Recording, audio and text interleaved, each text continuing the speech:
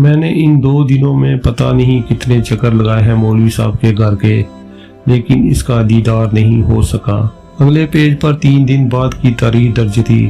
آج میں اتنا خوش ہوں کہ لفظوں میں بیان نہیں کر سکتا۔ آج اگر کوئی مجھ سے جان بھی مانگ لے، میں ایک لمحے کے لیے بھی نہ سوچوں اور کہوں گا نکال لو جان۔ ہاں، آج میں اس سے ملا تھا۔ میں مغرب کی نماز پڑھ کر آج کچھ زیادہ ہی دیر مسجد میں گزار دی تھی۔ وہ وجہ تھی وہ دعا جو لمبی ہوتی جا رہی تھی۔ پھر جب میں مسجد سے نکلا تو مجھے یقین آ گیا کہ جو دعا دل سے مانگی جائے وہ ضائع نہیں ہوتی، پھر دعا رنگ نہیں لاتی، قبول ہوتی ہے۔ میں نے مسجد سے نکل کر حسرت بھری نگاہوں سے ایک نظر مولوی صاحب کے گھر کی طرف دیکھا اور اپنے گھر کی طرف چل دیا تھا۔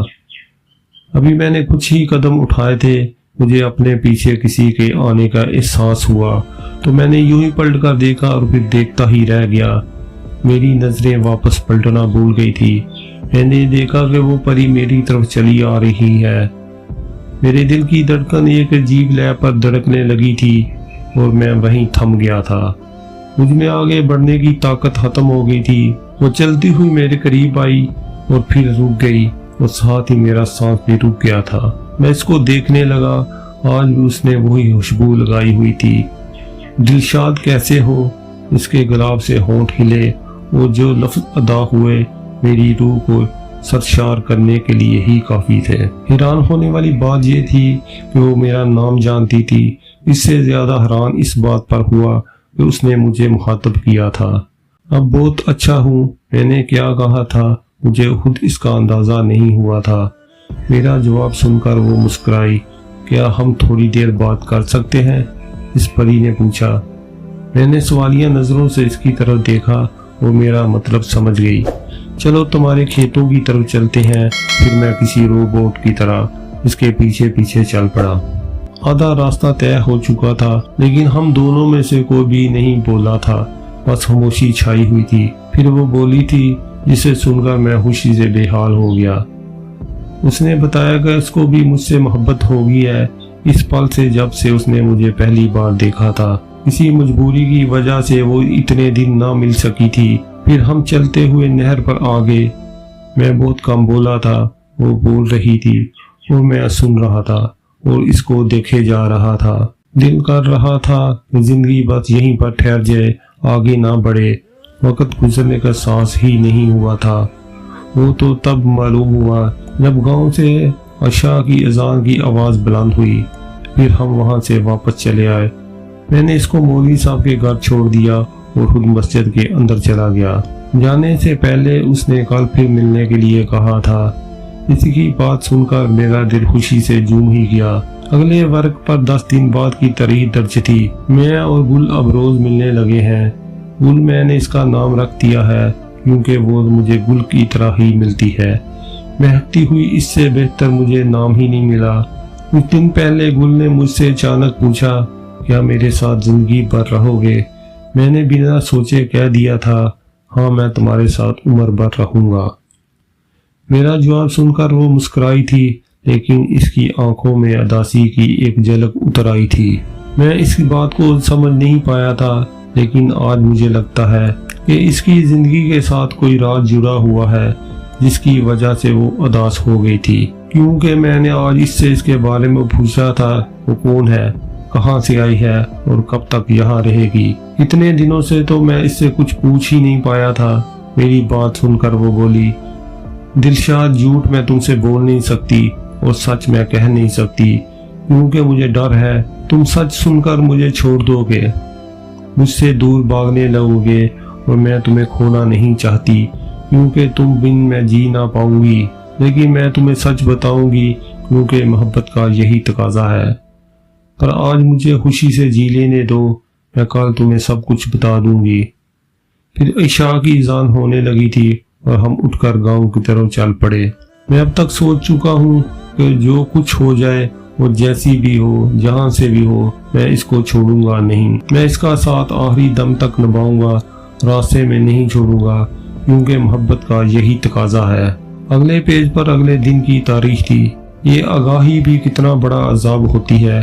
کبھی کبھی ایسا ہوتا ہے इंसान जो जानने के लिए सर दर्द की बाजी लगा देता है, जब वो जान जाता है तो फिर वो सोचता है कि काश वो ये ना जान पाता, वो अनजान ही रहता तो अच्छा था। आज उसने मुझे अपने बारे में सब कुछ बता दिया था, कुछ भी नहीं छुपाया था, एक एक बात खोलकर मेरे सामने रखती थी। आखिर में उसने कहा था, दिलशाद जो तुम फैसला करोगे मुझे मंजूर होगा, मैं एक पल के लिए भी तुमसे शिकवा नहीं करूंगी, क्योंकि तुम कहाँ मैं कहाँ, लेकिन ये भी हकीकत है मैं तुम्हारे बगैर जी ना सकूंगी, मर ही जाऊंगी। मैंने इसके मुंह पर हाथ रख दिया और कहा, ऐसी बात अब दोबारा ना करना। मुझे खुद मालूम नहीं कि मुझ में ये जुर्रत कैसे पैदा हो गई थी, शायद इसलिए कि मैं इसको रंजीदा नहीं देख सकता था। आज से पहले मैंने इसके हाथ को भी नहीं छुआ था। मैंने इसका खौफ दूर कर दिया था कि मैं इसको कभी नहीं छोड़ूंगा। मेरे अल्फाज सुनकर इसको जो खुशी मिली थी, इसके लिए मेरे पास अल्फाज नहीं, कैसे बयान करूं। मेरी बात सुनकर वो आगे बढ़ी और मुझे गले से लगा लिया। मुझे अपने कंधे पर नमी महसूस हुई और फिर मुझे मालूम हुआ कि वो हूर रो रही है। मैंने इसको खुद से अलहदा किया और फिर दोनों हाथों से इसके आंसू साफ कर दिए, फिर कभी ना रोने का वादा लिया। मुझे मालूम है कोई भी नॉर्मल इंसान सुनेगा तो मुझे पागल कहेगा, मुझे इससे कोई फर्क नहीं पड़ता। मुझे अब मोहब्बत को निभाना है, चाहे कुछ भी हो जाए। मैं शायद आज के बाद डायरी ना लिख सकूं, क्योंकि डायरी से तो बंदा अपने दिल की हर बात शेयर करता है, लेकिन अब मैं हर बात शेयर कर नहीं सकता और झूठ मैं लिख नहीं सकता, इसलिए बेहतर यही है कि इसको ना लिखूं। मैंने डायरी बंद करके गोद में रख ली। डायरी से मैं सिर्फ इतना जान पाया था जो मैं, लेकिन दिलशाद की इस हालत के बारे में कुछ नहीं जान पाया था, इसलिए अपने ख्याल के सच होने पर खुश नहीं हुआ था। रात को हम छत पर सोए हुए थे।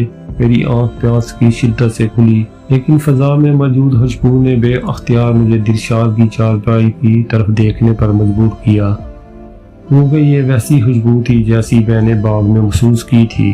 और फिर मैंने देखा कि दिलशाद चारपाई पर मौजूद नहीं है।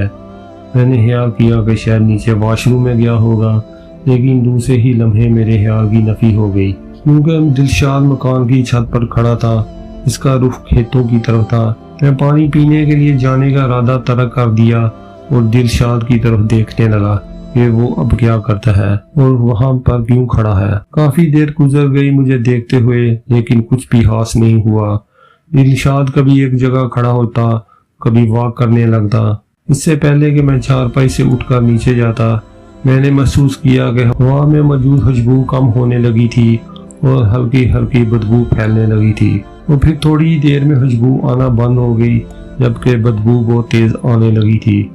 सांस लेना भी मुश्किल हो रहा था। बदबू ऐसी थी जैसे गंदगी का कोई बहुत सा ढेर छत पर ला फेंका हो। ये मेरे लिए हैरत की बात थी, क्योंकि चंद लम्हों में खुशबू बदबू में बदल गई थी। फिर अगले पल मैंने जो मंजर देखा वो मेरी जान निकाल देने के लिए काफी था, क्योंकि दिलशाद जो छत के किनारे पर खड़ा था, अचानक लड़खड़ाकर छत से नीचे जा गिरा। मैं एकदम से चारपाई से उछलकर खड़ा हुआ और इस तरफ भागा जिस तरफ दिलशाद गिरा था। मैंने देखा दिलशाद ऊंधे मुंह गिरा हुआ है। मैंने दिलशाद का नाम लेकर आवाज दी, दिलशाद तुम ठीक हो?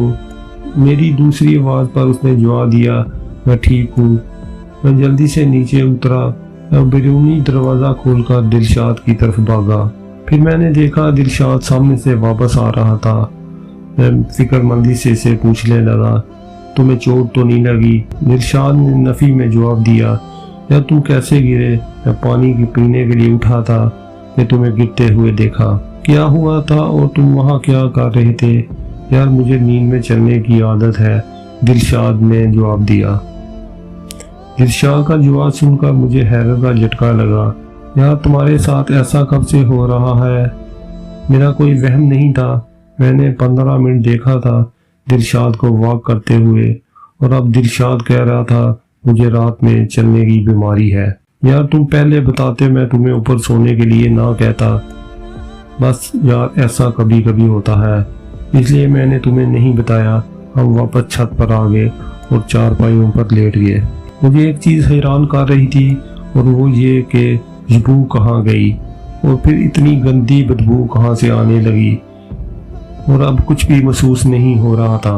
چارپائی سے اٹھنے کی آواز سن کر میں پوری طرح ہوش میں آ گیا۔ میں سو تو رہا تھا لیکن اس طرح کہ میرا ذہن جاگ رہا تھا۔ پھر جوتا پہننے کی ہلکی سی آواز تھی، وہ بھی رات کا سناٹا ہونے کی وجہ سے ابھری تھی، ورنہ اتنی ہلکی آواز کہاں آتی ہے۔ پہلے تو میں نے خیال کیا کہ دلشاد باتھ روم کے لیے اٹھا ہوگا، لیکن دروازہ کھلنے کی آواز پر میں نے آنکھیں کھول دی۔ پچھلے ایک ہفتے سے میں کچھ اسی طرح سو رہا تھا۔ اب ہم چھت پر نہیں سوتے تھے، سین میں سوتے تھے، لیکن گھر والوں سے کافی فاصلے پر بیرونی گیٹ کے پاس۔ تھوڑی دیر بعد میں اپنی چارپائی سے اٹھ کر باتھ روم کی طرف گیا، جو کہ میری امید کے مطابق خالی تھا، اور پھر میں بیرونی گیٹ کی طرف بڑھا جو کھلا ہوا تھا۔ میں نے دروازہ کھول کر باہر جھانکا، سڑک کے ایک سرے سے دوسرے سرے کی طرف دیکھا تو دلشاد نظر آ گیا، جو ڈیرے کی طرف جاتی سڑک پر جا رہا تھا۔ میں باہر نکل آیا اور آسا سے گیٹ بند کر دیا، وہ اس سے کافی فاصلہ رکھ کر اس کا پیچھا کرنے لگا۔ آخری تاریخوں کا چاند تھا، اس لیے روشنی بہت کم تھی، بس میں ہلکا سا دور سے نظر آ رہا تھا۔ کہتے ہیں جب کوئی اپنا مصیبت میں ہو انسان کا خوف جاتا رہتا ہے، ایسا ہی کچھ میرے ساتھ ہوا تھا۔ کتوں کے ایک بھونکنے اور سناٹے نے کافی رونا ماحول بنایا ہوا تھا، لیکن میں بغیر کسی خوف کے جا رہا تھا۔ میں تھوڑا سا اور آگے گیا کہ فضا میں نے وہی خوشبو محسوس کی جو اس سے پہلے بھی میں نے 2 دفعہ محسوس کر چکا تھا۔ خوشبو اب کافی تیز محسوس ہو رہی تھی، اس بات کا یقین ہو گیا تھا کہ وہ نیند میں نہیں ہے۔ اس خوشبو میں ضرور کوئی راز چھپا ہوا ہے، مجھے اس کا اندازہ لگانے میں اب دیر نہیں لگی۔ میں نے تھوڑا سا تیز چلتے ہوئے دلشاد اور اپنے درمیان فاصلہ کم کیا تو مجھے کافی حیرت ہوئی کہ دلشاد کا دایاں ہاتھ ایک طرف کو جھول رہا تھا۔ ایسا معلوم ہوتا تھا جیسے اس کا ہاتھ کسی نے پکڑا ہوا ہو۔ اس کے ساتھ ہی مجھے باغ والا منظر یاد آ گیا اور مجھے یقین ہو گیا کہ جو اس دن باغ میں دیکھا تھا وہ سچ تھا۔ دلشاد کا رخ اب نہر کی طرف تھا، میں بھی مناسب فاصلے سے پیچھے پیچھے تھا۔ میں کبھی کسی درخت کے پیچھے ہو جاتا تو کبھی کسی قریب کے کھیت میں بیٹھ جاتا۔ دلشاد نہر کے کنارے بیٹھ گیا تھا اور پاؤں نہر کے اندر لٹکا لیے تھے۔ میں ایک درخت کے پیچھے بیٹھ گیا تھا۔ میں نے جو دیکھا وہ میرا وہم نہیں تھا۔ دلشاد کی طرف دیکھنے لگا۔ مجھے وہاں بیٹھے تقریباً 1 گھنٹہ گزر گیا اور اس 1 گھنٹے میں بس اتنا ہوا کہ دلشاد ایک طرف کو لیٹ گیا تھا نہر کے کنارے پر، اور اب کافی دیر سے اسی پوزیشن پر لیٹا ہوا تھا۔ تقریباً 15 منٹ اور گزرے ہوں گے کہ ہوا میں بدبو محسوس ہونے لگی اور یہ بدبو آہستہ آہستہ بڑھ رہی تھی۔ پھر میں نے دیکھا کہ دلشاد کنارے پر کھڑا ہو گیا اور پھر گلے ملنے والے انداز میں تھوڑا سا جھکا تھا۔ میں نے محسوس کیا کہ خوشبو کی جگہ بدبو نے لے لی تھی۔ دلشاد جو نہر کے کنارے پر کھڑا تھا اگلے ہی لمحے نہر کے اندر تھا۔ وہ ایسے گرا تھا جیسے کسی نے اسے دھکا دیا ہو۔ پھر پانی میں ہاتھ پاؤں مارنے کی آواز بلند ہوئی۔ میں جلدی سے اپنی جگہ سے اٹھا اور نہر کی طرف دوڑ لگا دی۔ دلشاد پانی کی سطح پر مجھے نظر نہیں آ رہا تھا، ایک جگہ سے پانی کی آواز بلند ہو رہی تھی۔ میں نے ایک لمحہ ضائع کیے بغیر نہر میں چھلانگ لگا دی اور فوری اس جگہ پر پہنچ گیا۔ پھر میں نے دلشاد کو پکڑا اور کنارے کی طرف کھینچنے لگا۔ کنارے پر آ کر دلشاد لمبے لمبے سانس لے کر اپنا سانس بحال کرنے لگا۔ دلشاد نے کافی گوتے کھائے تھے اور ابھی بھی وقفے وقفے سے کھانس رہا تھا۔ 15-20 منٹ بعد جب دلشاد بالکل ٹھیک ہو گیا تو میں دلشاد کو گھر چلنے کے لیے کہا اور وہ بغیر کچھ کہے میرے ساتھ چل پڑا۔ میں سب کچھ صاف صاف سننا چاہتا ہوں، ہر بات، اور کان کھول کر سن لو۔ وہ یہ کہ میرے ساتھ کسی قسم کا جھوٹ بولنے کی کوشش مت کرنا، کیونکہ میں بہت کچھ جانتا ہوں، اس لیے تمہارے جھوٹ سچ کا مجھے اندازہ ہو جائے گا۔ میں نے ڈیرے پر آتے ہی دلشاد کو گھیر لیا۔ رات کو میں نے کچھ بھی نہیں پوچھا تھا، وہ صبح میرے اٹھنے سے پہلے ہی دلشاد ڈیرے پر آ گیا تھا۔ میں بھی ناشتہ کرنے کے بعد ڈیرے پر آ گیا تھا اور آتے ہی اس کو گھیر لیا تھا۔ دلشاد نے میری طرف دیکھا، پھر ایک گہرا سانس لے کر چھوڑا، پھر آہستہ آہستہ بتانے لگا، جسے سن کر میرا برا حال ہو گیا۔ مجھے بری طرح شاک لگا اور میرا دل اپنا ساتھ پیٹنے کو کر رہا تھا۔ میرا بس نہیں چل رہا تھا کہ میں اس کو کیا کہوں۔ میں نے دلشاد کی ساری بات حوصلے کے ساتھ سنی۔ مجھے سمجھ نہیں آ رہی تھی کہ سب کچھ جانتے ہوئے بھی बेवकूफ़ी का कोई तुक नहीं बनता था। तुम जानते हो ये तो बेवकूफ़ी और पागलपन है, वो भी आला दर्जे का। तुम इस शराब के पीछे भाग रहे हो जिसकी कोई हकीकत नहीं। मुझे लफ्ज़ नहीं मिल रहे थे, मैं किस तरह दिलशाद से बात करूं। हाँ, मैं मानता हूँ मैं एक शराब का पीछा कर रहा हूँ, लेकिन अब मैं बेवफाई नहीं कर सकता। मैं नहीं छोड़ सकता इसको। मुझे नहीं आता मजबूरी की आड़ लेकर बेवफाई करना, और ना ही ये मुझसे होगा और ना ही मुझ में हिम्मत है। हम मोहब्बत करने से पहले क्यों नहीं ऐसी बातें सोचते? ये हमें तब क्यों याद आता है जब हमने किसी को छोड़ना होता है। अब वो जैसी भी है, जो भी है, मुझे कबूल है। हाँ, एक बात और, मोहब्बत करने वाले मजबूर नहीं होते, मोहब्बत करने वाले कभी भी मजबूर नहीं होते। दिलशाद का कहा हुआ जुमला अब तक मेरे कानों में बार बार गूंज रहा था। वो तो कब का मेरे पास से उठकर चला गया था, उसने मेरी तो कोई बात सुनी ही नहीं थी, अपनी ही सुनाकर चला गया था। मैंने मामू को बताने का सोच लिया कि इनको बता दूं, फिर वो जाने और उनका काम वो खुद ही दिलशाद को हैंडल कर लेंगे। लेकिन दिलशाद ने जाते हुए कहा था, मैं खुद ही सबको बता दूंगा सब कुछ। इतने दिन तुम खामोश रहो, और मैं खामोश हो गया था। सब ठीक चल रहा था, बल्कि बहुत खूबसूरत चल रहा था। हम रोज मगरिब की नमाज के बाद मिलते थे और जाकर नहर के किनारे बैठ जाते थे। वो कहती और मैं सुनता था।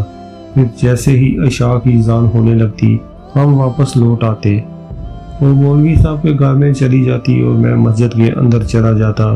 फिर वो दिन आ गया जब मैंने उससे इसके बारे में पूछा। मेरा सवाल सुनकर वो उदास हो गई और फिर थोड़ी देर बाद बोली, दिलशाद, सच मैं कह नहीं सकती और झूठ मैं बोल नहीं सकती। तुम कल तक इंतजार कर लो, मैं तुम्हें सब कुछ बता दूंगी। और मैं खामोश हो गया। इसके लहजे में मैंने जुदाई का दर्द महसूस किया था। इसको लगता था मैं इसको छोड़ दूंगा, लेकिन मैंने इसी वक्त सोच लिया था कुछ भी हो जाए, लेकिन मैं ये बेवफाई का तोग इसकी झोली में नहीं डालूंगा।